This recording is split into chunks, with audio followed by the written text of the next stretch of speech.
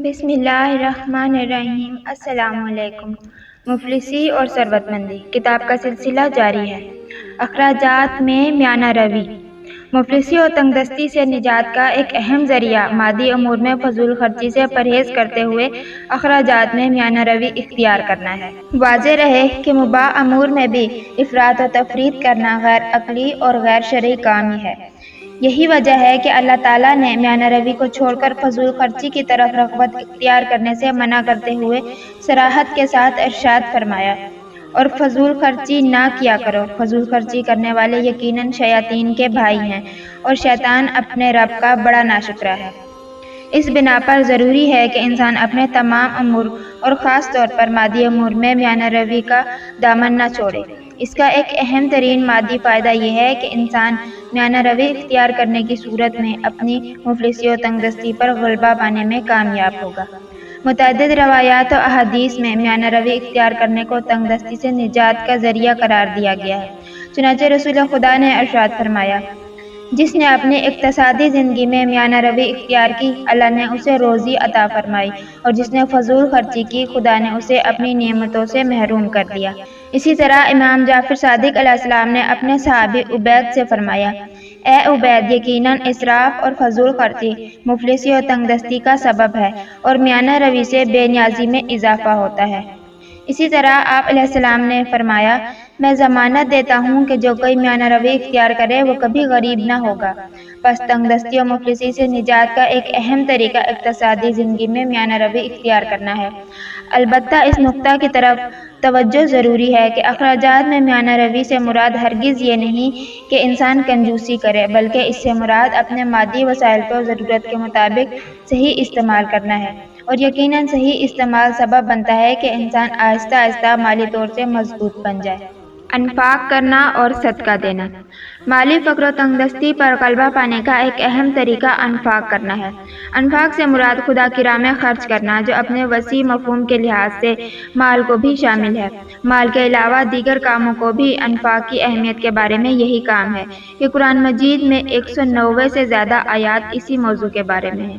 قرآن آیات میں اس بات کی تصریح کی گئی کہ جو کوئی انفاق کرے تو یقیناً اس کا بدلہ خدا سے حاصل کرتا ہے، بلکہ جتنا اس نے خدا کی راہ میں دیا ہے اس سے کہیں زیادہ واپس لیتا ہے۔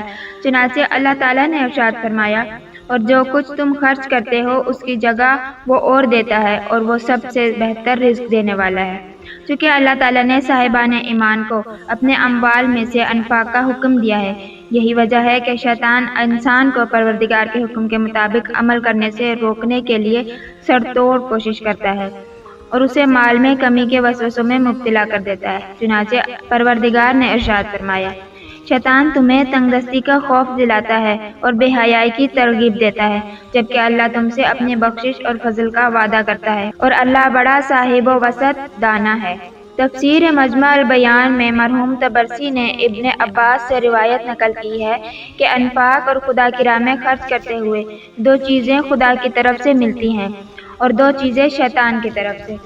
جو دو چیزیں خدا کی طرف سے ہیں وہ گناہوں کی بخشش اور رزق میں اضافہ ہے، اور جو دو چیزیں شیطان کی طرف سے ہیں وہ مفلسی اور تنگ دستی کا وعدہ اور فحشاء کا امر ہے۔ متعدد روایات میں انفاق اور خدا کی راہ میں صدقہ و خیرات کو غربت و تنگ دستی پر غلبہ پانے کا ایک بہترین طریقہ شمار کیا گیا ہے۔ چنانچہ حضرت علی علیہ السلام نے فرمایا، جب بھی تنگ دست ہو جاؤ تو صدقہ دینے کے ذریعے اللہ تعالیٰ سے تجارت کرو۔ ہارون بن عیسیٰ نے حضرت امام جعفر صادق علیہ السلام سے نقل کیا کہ آپ نے اپنے بیٹے سے فرمایا، اے بیٹے، اس خرچ سے تمہارے پاس کیا بچا؟ کہا 40 دینار۔ فرمایا انہیں نکالو اور صدقہ دے دو۔ کہا میرے پاس ان کے علاوہ کچھ نہ رہے گا۔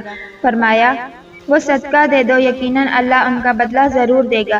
کیا تمہیں معلوم نہیں کہ ہر چیز کی ایک چابی ہے، اور اس کی چابی صدقہ دینا ہے؟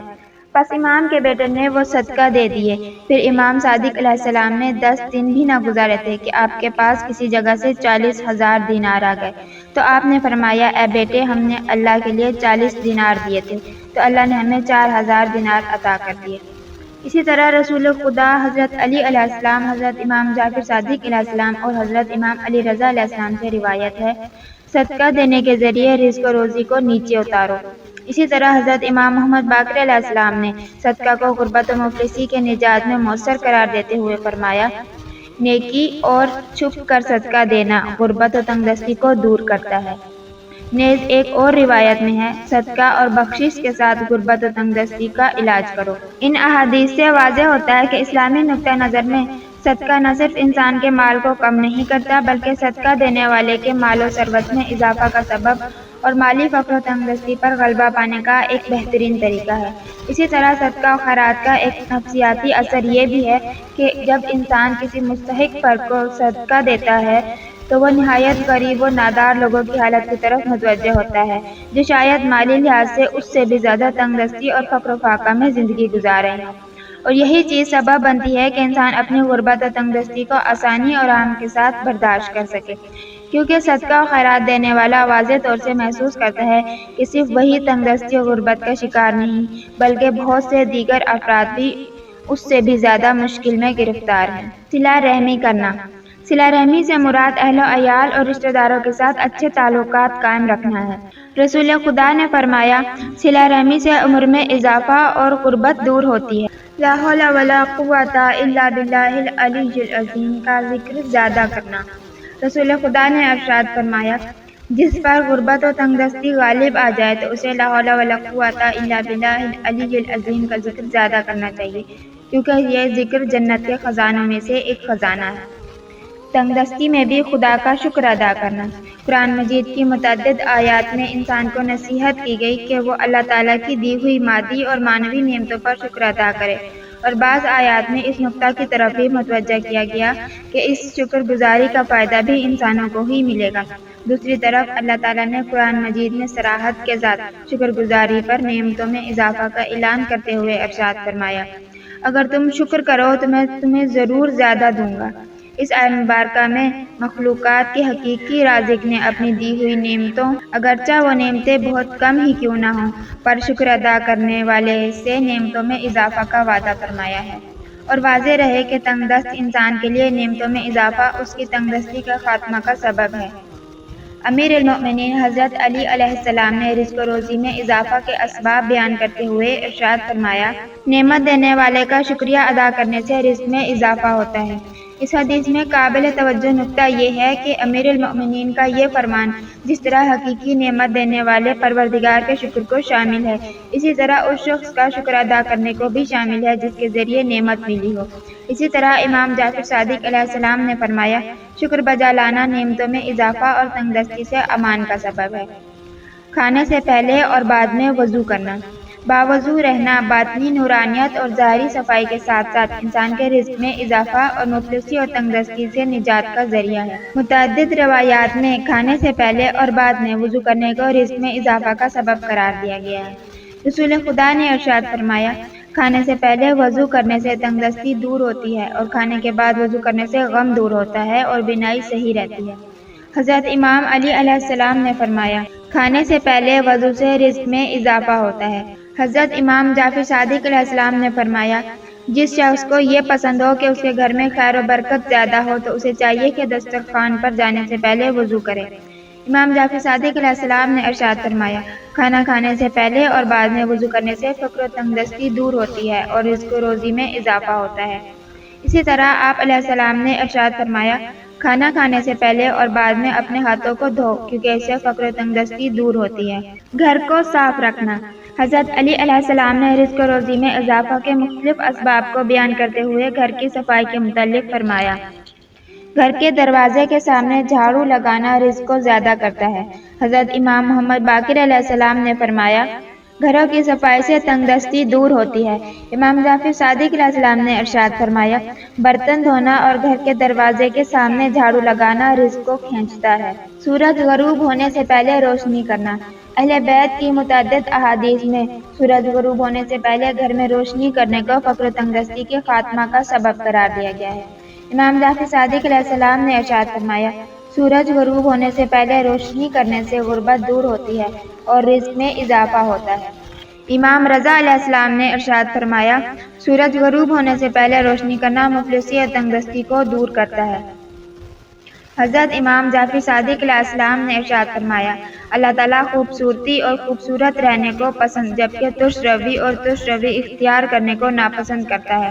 اللہ تعالیٰ جب اپنے بندے کو کوئی نعمت دیتا ہے تو چاہتا ہے کہ اس پر اپنی نعمت کا اثر دیکھے۔ پوچھا گیا کس طرح؟ فرمایا اپنے لباس کو صاف رکھے، خود کو خوشبو لگائے، اپنے گھر کو اچھا بنائے، صحن میں جھاڑو دے، یہاں تک کہ سورج غروب ہونے سے پہلے روشنی کرنا غربت دور کرتا ہے اور رزق میں اضافہ کرتا ہے۔ گھر میں داخل ہوتے ہوئے سورہ قل ہو اللہ پڑھنا۔ حضرت علی علیہ السلام نے ارشاد فرمایا جب تم میں سے کوئی اپنے گھر میں داخل ہو تو اسے چاہیے کہ گھر والوں پر سلام کرتے ہوئے السلام علیکم کہے۔ اگر گھر میں کوئی نہ ہو تو اسے السلام علینا من ربنا کہنا چاہیے، اور وہ گھر میں داخل ہوتے ہوئے سورہ توحید پڑھے کہ یہ عمل تنگدستی کو دور کرتا ہے۔ جمعہ کے دن بال کاٹنا اور ناخن کاٹنا۔ اسلامی تعلیمات میں جمعہ کے دن کے لیے مخصوص آداب و اعمال بتائے گئے ہیں۔ انہی آداب میں سے بال اور ناخن کاٹنا بھی ہے، جیسے فقر و تنگدستی سے نجات اور رزق میں اضافہ کا سبب قرار دیا گیا ہے۔ امام جعفر صادق علیہ السلام نے فرمایا جمعہ کے دن بال اور ناخن کاٹنا اور ختنی کے ساتھ نہانا تنگدستی کو دور اور رزق میں اضافہ کرتا ہے۔ اسی طرح روایت میں ہے کہ ایک شخص نے عبداللہ بن حسن سے پوچھا کہ مجھے رزق کے سلسلہ میں کوئی عمل بتاؤ۔ عبداللہ بن حسن نے کہا جب تم فجر کی نماز پڑھو تو سورج طلوع ہونے تک جائے نماز پر رہو۔ رزق کے حصول میں یہ عمل زمین پر محنت مزدوری کرنے سے زیادہ فائدہ مند ہے۔ راوی نے یہ بات امام جعفر صادق علیہ السلام کے سامنے بیان کی تو آپ نے فرمایا کیا میں تمہیں رزق کے سلسلہ میں اس سے بھی فائدہ مند چیز نہ بتاؤں؟ راوی نے کہا ضرور بتائیے۔ امام علیہ السلام نے فرمایا ہر جمعہ کے دن اپنے ناخن اور بال کاٹو۔ عقیق کی انگوٹھی پہننا۔ حضرت امام علی رضا علیہ السلام نے فرمایا عقیق تنگدستی کو دور کرتا ہے۔ فقر و تنگدستی سے نجات کے لیے ایک نہایت اہم اور مؤثر عمل ہر رات کو سونے سے پہلے سورہ واقعہ کی تلاوت کرنا ہے۔ متعدد علماء نے اس عمل کو مفلسی سے نجات کے لیے سب سے مؤثر ترین عمل کے طور پر بیان کیا ہے۔ عبداللہ بن مسعود نے بیان فرمایا رسول خدا نے ارشاد فرمایا جس نے ہر رات سورہ واقعہ کی تلاوت کی وہ کبھی فاقہ، تنگدستی اور غربت میں مبتلا نہیں ہوگا۔ گھر میں اناج رکھنا۔ تنگدستی اور مفلسی سے نجات کا ایک ذریعہ گھر میں اکٹھا اناج رکھنا ہے۔ چنانچہ حضرت امام محمد باقر علیہ السلام نے فرمایا گندم خریدنے سے تنگدستی دور ہوتی ہے جبکہ آٹا خریدنے سے تنگدستی آتی ہے، اور روٹی خریدنا نقصان اور برکت کے زائل ہونے کا سبب ہے۔ راوی نے پوچھا خدا آپ کو سلامت رکھے ایسا کیوں؟ اور جو کوئی گندم خریدنے پر قادر نہ ہو وہ کیا کرے؟ امام نے فرمایا یہ اس شخص کے لیے ہے جو قادر ہو لیکن انجام نہ دے۔